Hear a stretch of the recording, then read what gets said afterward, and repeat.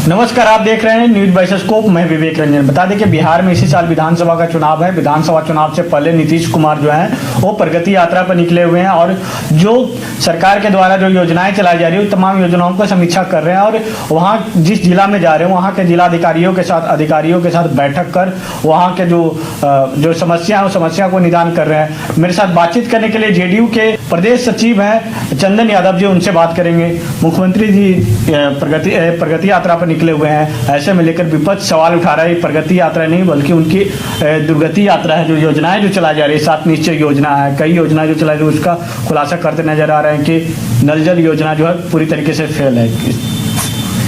देखिए, सबसे पहले तो आपका बहुत बहुत धन्यवाद। विपक्ष का काम है क्वेश्चन करना, लेकिन क्वेश्चन उन विषयों का करना चाहिए जो जनहित का हो। सिर्फ सरकार को घेरने के लिए विपक्ष नहीं बनी है। विपक्ष का काम है कि सरकार का जो योजना है वो क्रियान्वित नहीं हो पा रहा है तो सदन में उन बातों को अवगत करवाना और जनहित के लिए आवाज उठाना, ये बहुत अच्छी बात है। लेकिन वर्तमान की जो विपक्ष है, जब सदन चलता है तो सदन के विपक्ष के नेता विदेश घूमने चले जाते हैं। उनको कितना बिहार की जनता के प्रति सम्मान है, ये सोच लीजिए कि सदन जो है वो सबसे महत्वपूर्ण स्थान होता है सवालों को करने के लिए, सरकार को अवगत कराने के लिए कि आप किन चीजों में विफल हैं। लेकिन सदन के दरमियान वो चले जाते हैं विदेश। दूसरा, आपने प्रश्न किया कि विपक्ष ये कह रही है कि नल जल योजना जो है वो पूर्ण रूप से फेल हो चुकी है। तो विवेक जी, मैं ये आपको बतलाना चाहता हूं आपके चैनल के माध्यम से कि बिहार की जनता ये आश्वस्त है कि उनका बागडोर, उनका नेतृत्व बिहार के लोकप्रिय मुख्यमंत्री आदरणीय से नीतीश कुमार जी के नेतृत्व में चल रहा है।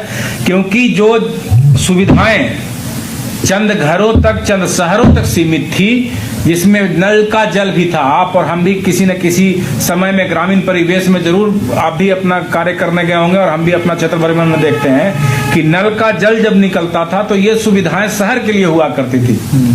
लेकिन आज हर गांव में आपको ब्लू पाइप में पानी निकलता हुआ जरूर दिखता होगा। टैप खोलिएगा, पानी निकलेगी। हाँ, ये जरूर है कि कहीं ना कहीं कुछ प्रॉब्लम होगा, लेकिन जहां क्रियान्वयन हो रहा है वही समस्याएं आती है, उसका सॉर्ट आउट किया जाएगा। मतलब ये है कि हमने पानी वहां पहुंचाई, 24 घंटे आज बिजली रह रही है।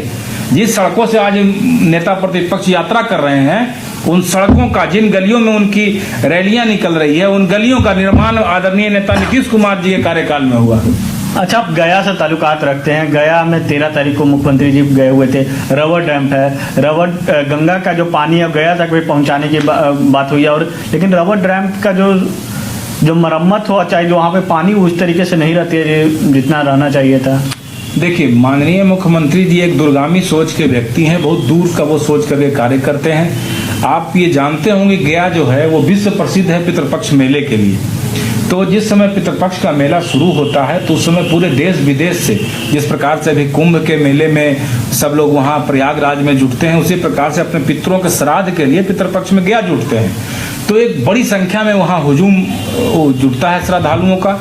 तो ये माननीय मुख्यमंत्री जी ने देखा कि चूंकि हमारे यहाँ जो फल्गु नदी है उसी में श्राद्ध का वो कार्य चलता है, वहीं की परंपरा है। तो फल्गु नदी में पानी विहीन था, तो लोग नदी से को ये निकाले किसी प्रकार से अपने पितरों के तर्पण के लिए वहां जाते थे।